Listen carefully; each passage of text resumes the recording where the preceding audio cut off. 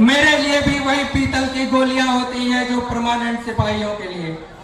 आप अपने देश के दुश्मनों से कहना कि वो हमारे लिए बारूद बदल दें, गोलियां बदल दें, क्योंकि आपने सेना बदल दी।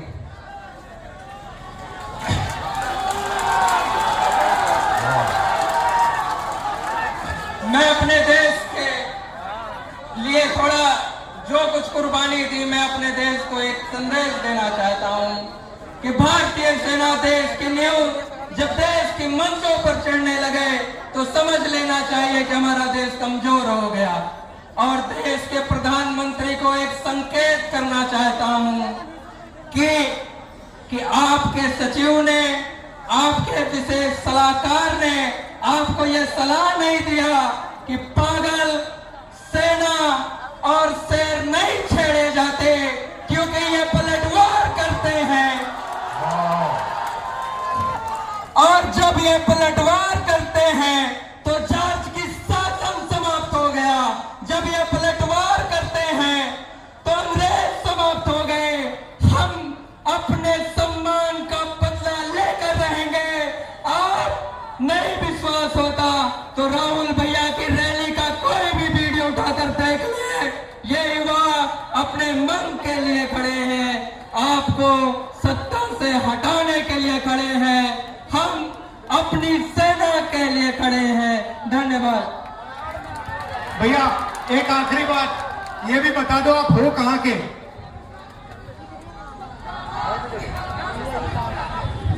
मैं अयोध्या निवासी हूं।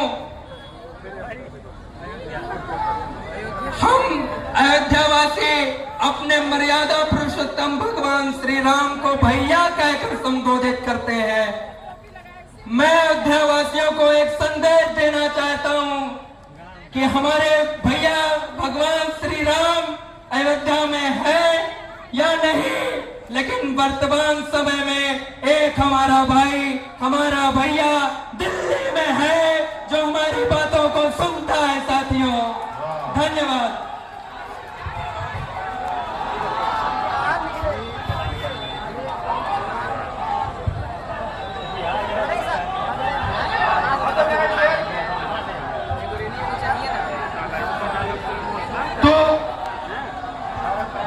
देखिए, जो भी युवाओं के लिए रास्ते थे, सेना का रास्ता, डिफेंस का रास्ता, पब्लिक सेक्टर का रास्ता, एग्जाम का रास्ता, रोजगार का रास्ता, ये सारे के सारे एक के बाद एक बंद कर दिए गए हैं। पहले सेना में हमारे लाखों युवा जाते थे, देश की रक्षा करते थे, उन्हें पेंशन मिलती थी, उनकी रक्षा होती थी, उनको प्रोटेक्शन मिलता था। आज एक अग्निवीर का हाथ चला गया है, मगर उसको कोई मदद नहीं की जा रही है। उसे परे करके हटाकर लात मारकर घर भेज दिया गया। दूसरी बात, आप बिहार में, भैया बोलने दीजिए, डिस्टर्ब मत कीजिए। बिहार में आप, भैया बोलने दीजिए, युवा एग्जाम लेते हो, महीनों के लिए आप पढ़ाई करते हो। क्यों? क्योंकि आप रोजगार चाहते हो। एग्जाम का दिन आता है, उससे पहले पेपर लीक होता है। अमीर लोगों को, कनेक्टेड लोगों को सवाल के जवाब मिल जाते हैं, वो पेपर को एस करते हैं और आप लोगों को हटा दिया जाता है। उसके बाद जो पेपर एग्जाम में पास भी हो जाते हैं, उनके लिए इस देश में, इस प्रदेश में रोजगार नहीं मिल सकता। छोटे व्यापारियों को खत्म किया, नोटबंदी की, अग्निवीर लागू किया, गलत कानून किसानों के लिए लाए। ये हो क्या रहा है? ये हिंदुस्तान के गरीब लोगों को खत्म करने का काम किया जा रहा है। अब आप देखिए, आजादी से पहले आपके पास कुछ नहीं था। जो छोटे कमजोर लोग थे, किसान थे, मजदूर थे, दलित थे, जिनको आज हम ओबीसी कहते हैं, ये थे, आपके पास कुछ नहीं था। दलितों को कहा जाता था कि तुम्हें हम छुएंगे नहीं, अनटचेबिलिटी। करोड़ों लोगों को हर रोज हिंदुस्तान में कहा जाता था कि तुम्हें हम छुएंगे नहीं। परछाई पड़ती थी, परछाई पड़ती थी तो कहते थे नहीं, परछाई तक नहीं पड़ सकती थी। जो ओबीसी कहलाते हैं, आपको दबाया जाता था। आप भूल गए हो, शायद आप भूल गए हो, मगर आजादी से पहले आपको दबाया जाता था, आपको मौका नहीं दिया जाता था। आजादी के बाद कॉन्स्टिट्यूशन दो मुझे भाई, अलंकार, संविधान दो।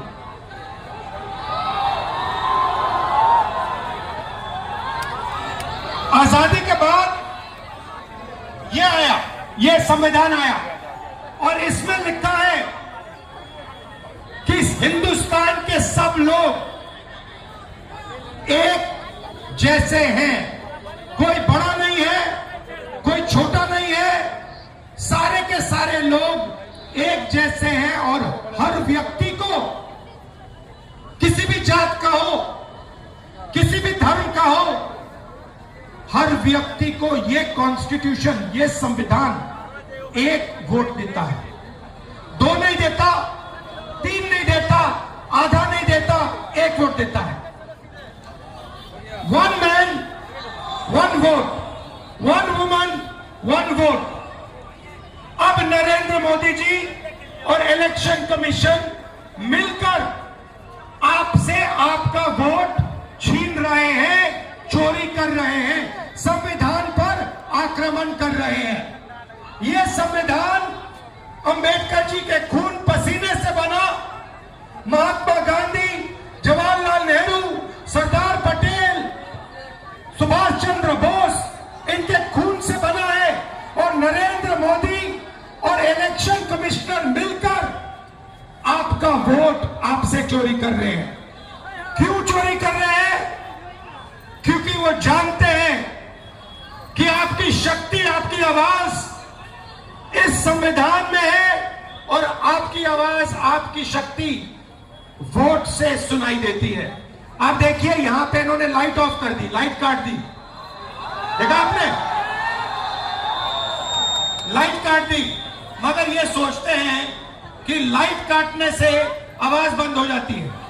आवाज नहीं बंद होती, आवाज अंधेरे में सुनाई देती है और इसीलिए ये आपकी आवाज को बंद करने की कोशिश कर रहे हैं। कह रहे हैं कि भैया आपका जो हक है, जो वोट है, वो आपसे ले लेंगे।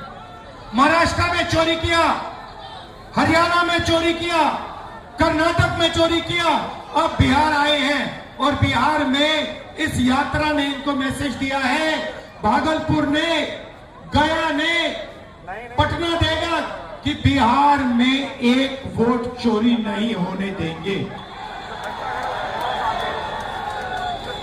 एक वोट चोरी नहीं होने देंगे। आज मेरे पास एक व्यक्ति आया, मुझे वोटर कार्ड दिखाता है, कहता है राहुल जी मैंने लोकसभा चुनाव में वोट किया है, मैंने लोकसभा चुनाव में वोट किया है और अब इलेक्शन कमीशन मुझे कह रहा है कि मेरा वोट काटा जा रहा है। मुझसे पूछ रहे वो मेरा वोट क्यों काटा। मैंने उनसे पूछा भैया आपका नाम क्या है, नाम क्या है, नाम बताया। फिर मैंने कहा कौन सी पार्टी के लिए वोट करते हो, कहता कांग्रेस पार्टी। मैंने कहा समझ गए बात, क्यों काटा है आपका वोट? क्योंकि आप कांग्रेस पार्टी को वोट देते हो, आप आरजेडी को वोट देते हो, आप वीआईपी को वोट देते हो, आप सीपीआईएम को वोट देते हो, इसलिए आपका वोट काटा जा रहा है। सीधी सी बात। अरे ऐसे खड़ा देखिए, तो हम कहाँ मैसेज है क्या दे रहे हैं? वोट चोर, अरे कहाँ है? वोट चोर, वोट चोर। और अब वोट चोर महाराज बिहार आए आज गया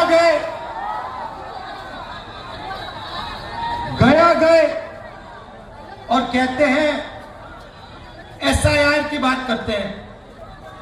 भाइयों और बहनों, SIR की बात करते हैं और मैंने जो मुद्दा उठाया, जो माधेपुरा कर्नाटक की एक विधानसभा में 1 लाख फर्जी वोट निकले, जिसके माध्यम से बीजेपी चुनाव जीती, उसके बारे में प्रधानमंत्री कुछ क्यों नहीं कहते हैं? हरियाणा के चुनाव के बारे में कुछ क्यों नहीं कहते? महाराष्ट्र के चुनाव के बारे में कुछ क्यों नहीं कहते? मणिपुर में जो हो रहा है उसके बारे में कुछ क्यों नहीं कहते? सच्चाई ये है भाइयों और बहनों कि इलेक्शन कमीशन और प्रधानमंत्री बीजेपी मिलकर लोकतंत्र को खत्म करने में लगे हैं, संविधान को मिटाने में लगे हैं और आपका वोट चोरी करते हैं।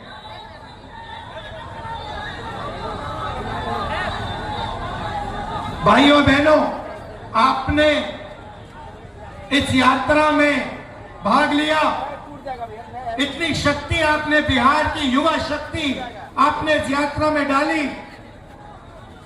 बारिश में, धूप में आप आए, आप हमारे साथ खड़े हुए, इसके लिए दिल से आपको धन्यवाद करता हूं। नमस्कार, जय हिंद, जय बिहार। साल से बहुत हम लोगों ने झेल लिया।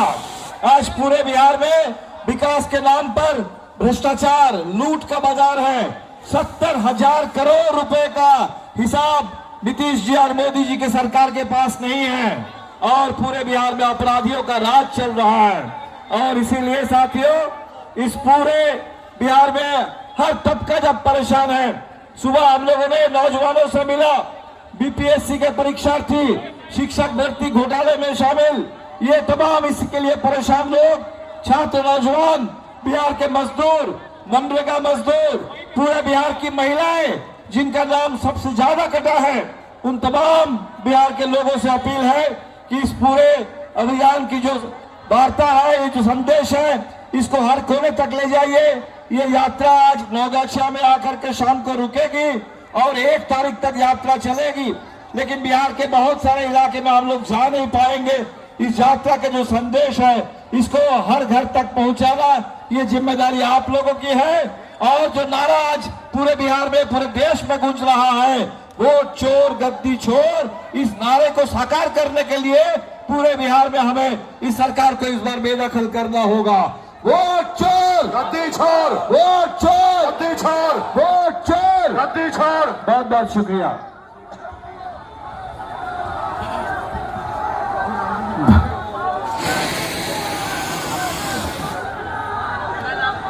हमें आदरणीय तेजस्वी यादव जी से और बड़ी तादाद में भागलपुर के लोग यहाँ उपस्थित थे, उन सब लोगों का मैं अभिनंदन और स्वागत करता हूँ। और मैं चाहूँगा आदरणीय वीआईपी पार्टी के प्रमुख मुकेश सहनी जी जो है अपनी बात को आप लोगों के समक्ष रखें। बहुत बहुत धन्यवाद। जैसे कि आप जान रहे हैं कि आदरणीय राहुल गांधी जी, तेजस्वी जी के नेतृत्व में हम लोग पूरे बिहार में खास करके गरीब, पिछड़ा, दलित, सभी जाति धर्म के लोगों का अधिकार के लिए हम लोग रोड पे निकले हैं। साथियों, ये वोट जो है वो आपके सबसे बड़ी ताकत है। साथियों, इस लोकतंत्र में ये वोट ही जो है वो आपको मालिक बनाता है। जनता जो होता है वो मालिक होता है साथियों। और आज एक साजिश के तहत भाजपा और आरएसएस और चुनाव आयोग के द्वारा ये आपका ताकत जो है वो छीनना चाह रहा है। साथियों, आप कल्पना कीजिए कि अगर ताकत अगर आपसे छिन जाए तो कौन नेता आपके बारे में कुछ सोचेगा। इसलिए साथियों, ये वोट का ताकत आप अपना बरकरार रखिए। इसके लिए हम लोग मजबूती से लड़ाई लड़ रहे हैं। आज जो लोग हम लोगों का वोट चोरी कर कर सत्ता में बैठे हैं साथियों, आने वाला समय में हम लोगों को, ऐसे लोगों को सत्ता से बाहर करना है साथियों। क्योंकि गरीब पिछड़ा सभी समाज के लिए वोट ही सबसे बड़ी ताकत है साथियों। इसके लिए बहुत बहुत धन्यवाद। बड़े संख्या में आप उपस्थित हुए हैं, सभी को धन्यवाद साथियों। अब हम चाहेंगे सीपीआई माले के सचिव दीपांकर भट्टाचार्य जी अपनी बात को आप लोग समक्ष रखें। साथियों, इतनी बड़ी तादाद में अब सब लोग आज यात्रा में शामिल हुए हैं। जब से हम लोग भागलपुर में घुसे हैं, लगातार सड़क के दोनों तरफ आप लोगों का जितना अपार समर्थन मिला, जो आशीर्वाद मिला,